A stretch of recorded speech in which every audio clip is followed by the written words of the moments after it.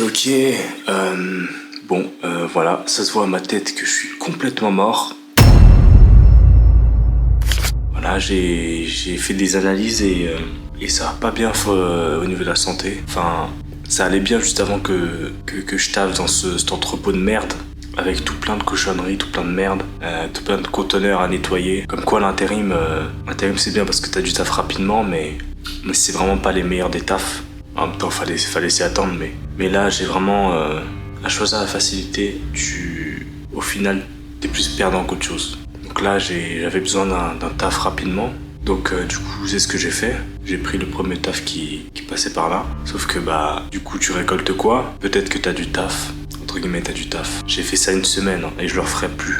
Franchement, je veux plus le refaire. C'est mort. C'est vraiment... même la préparation de commande, je dirais que c'est mieux, quoi. Parce que nettoyer des conteneurs, c'est tellement dégueulasse. Tu tombes sur tout et n'importe quoi. Tu sais pas toutes les bactéries que tu chopes. Tous les virus. La preuve, là, du coup, comme je vous l'ai dit, j'ai fait des analyses. Et les analyses disent que j'ai mes leucocytes, qui sont donc les globules blancs, je crois, qui sont au plus bas, ou qui sont en train de diminuer. Et ça, c'est signe de virus dans l'organisme. Donc du coup, j'ai dû choper ce truc-là parce que je me sens fatigué tout le temps là en ce moment. Tout ça, ça se voit à ma tête. J'ai les yeux, j'ai les yeux flingués. Donc j'ai dû choper ce truc de merde là-bas. Et donc là, je fais des analyses pour essayer de voir ce que j'ai. Mais vous voyez, j'ai fait un taf de merde, un taf rapide. Le premier truc qu'on m'a proposé, j'ai pris. Et voilà. Donc on en tire quoi comme conséquence, comme leçon? Quand c'est trop facile, c'est qu'il y a anguille sous roche. C'est qu'au final, t'es plus perdant qu'autre chose dans l'histoire et que, regardez, maintenant, je me retrouve à prendre des rendez-vous, à être mal au point et à pas être dans la meilleure des formes. Sachant que je sortais d'une longue guérison. Parce que j'avais été malade pendant un bon moment déjà, mais c'était tellement, ça s'est fait sur une longue période. La guérison s'est faite sur une longue période, et récemment j'allais super mieux, j'allais bien mieux, et voilà quoi, j'allais bien mieux, c'était cool, et je pouvais faire mon sport tranquille, je pouvais courir, je pouvais respirer, je sentais que mon corps m'écoutait totalement. Sauf que là, je sens que je m'affaiblis de plus en plus. Je sens que mon corps est en train de combattre quelque chose, mais je ne sais pas quoi encore. Et j'espère que, de tout cœur, franchement, que je pourrai régler ce problème-là au plus vite, quoi. Parce que j'ai pas envie de reperdre mon temps avec des années des batteries d'examen pour essayer de savoir ce que j'ai, etc. Ça me casse les couilles, tu vois. J'ai déjà vécu ce truc-là, ça me pète les couilles. Ça me rend ouf. Alors qu'en fin de compte, ce qui résout le problème, c'est juste tu prends des antibiotiques, et voilà, ça détruit tout ce qui a rien avec les bactéries, et puis voilà, on n'en parle plus, tu vois. Mais non, faire des batteries d'examen pendant je sais pas combien d'années, en attendant ton terrain, t'en as un qui s'atrophie, au niveau de tes urétères, tes urétères en prennent un coup, donc t'as des lésions, t'as mal au bas du dos, t'es fatigué, bref, il y a tellement de trucs qui sont pris en compte, et du coup ça nuit en fait dans la vie de tous les jours, ça te nuit, et tu t'en sors pas en fait, et tu te poses plein de questions, tu te demandes si c'est pas toi en fait le problème, si c'est pas dans ta tête, alors qu'en fait c'est pas dans ta tête. T'es bien conscient de ton corps et t'es bien conscient des messages qu'il t'envoie pour les prendre en compte tout simplement. Donc moi c'est ce qui s'est passé pendant 5-6 ans là. C'était vraiment dur, et j'ai plus envie de revivre ce truc là quoi, parce que ça demande tellement d'énergie, puis vas-y, en vrai la médecine française elle est tellement incompétente. L'autre qui te dit ça, l'autre qui te dit B, l'autre qui dit C, l'autre qui dit 56, l'autre qui dit 3, l'autre qui dit il passe de la lettre au chiffre. Tu vois ce que je veux dire? C'est n'importe quoi.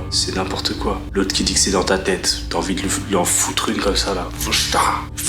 Qu'est-ce que tu racontes toi? Tu crois que c'est dans ma tête le fait que j'ai un rein atrophié? C'est moi, je l'ai atrophié moi-même, mon rein. Mon rein droit, je l'ai atrophié moi-même. Et voilà, je me fais moi-même mal. Je me fatigue moi-même, genre. C'est du jamais vu. Il y en a plein qui m'ont dit ça, hein. Plein de médecins. Moi, je comprends pas. Tu fais 10 ans d'études, même plus, pour sortir des trucs pareils, quoi. Non, mais sincèrement. Peut-être qu'un jour, quand j'aurai l'occasion d'écrire un livre sur moi, j'en parlerai de ce truc-là. La médecine française, qui est complètement what the fuck, en fait. C'est pas clair. Un problème de 6 ans qui a été réglé en même pas 2-3 mois. C'est de la folie quand même. Pendant 6 ans, j'essayais de savoir ce que j'avais. Et en attendant, pendant ces 6 ans, j'ai subi en fait. J'ai subi et mon corps s'est dégradé petit à petit intérieurement. Et en 2-3 mois, un jour, en 2-3 mois, paf, tac, fais des analyses, bam, bah t'as ça, prends antibio, terminé, fini. Voilà, ça c'est l'histoire de ma vie. Et là, rebelote. Là, j'attrape un truc dans ce putain de taf de merde. Je ne sais pas c'est quoi. Je sais qu'une seule chose, c'est qu'il m'affaiblit. Un peu comme le premier, hein, récidive. Et aussi à savoir que c'est peut-être un virus. Donc il est peut-être transmissible. Franchement, ça me casse les couilles de... Je sais pas ce qu'elle veut la vie, je sais pas ce que tu veux m'enseigner comme message. Si tu veux que je crève, fais-le autrement s'il te plaît. Fais-moi, je sais pas, accident de voiture ou je sais pas, un truc qui me tabasse directement, pas qui me foudroie petit à petit. Tu vois ce que je veux dire?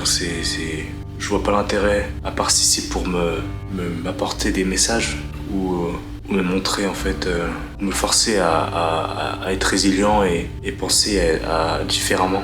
Tu vois, c'est peut-être pour ça, enfin je me pose plein de questions par rapport à ça. Mais en tout cas, il y a une raison à tout et on le sait que plus tard quoi. On le sait que plus tard. Ou on le sait jamais.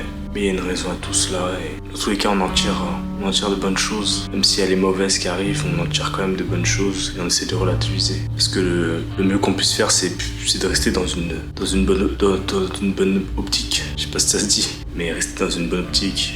Un bonne optique, un optique. Bref, t'as capté, je suis un peu dyslexique moi sur le bord. Et rester dans une bonne vibe, une bonne énergie, dégager une bonne énergie. Et que comme ça que les choses s'améliorent et ça je l'ai vu, je l'ai remarqué, je l'ai ressenti. Il y a que quand t'as une bonne énergie que tout se déroule pour le mieux quoi. Parce que ouais, tu vibres à une bonne fréquence, du coup les choses autour de toi, c'est comme un aimant, tu vois, un aimant positif, bam, bam, tu vois, un aimant positif, il attire le positif. Donc du coup voilà.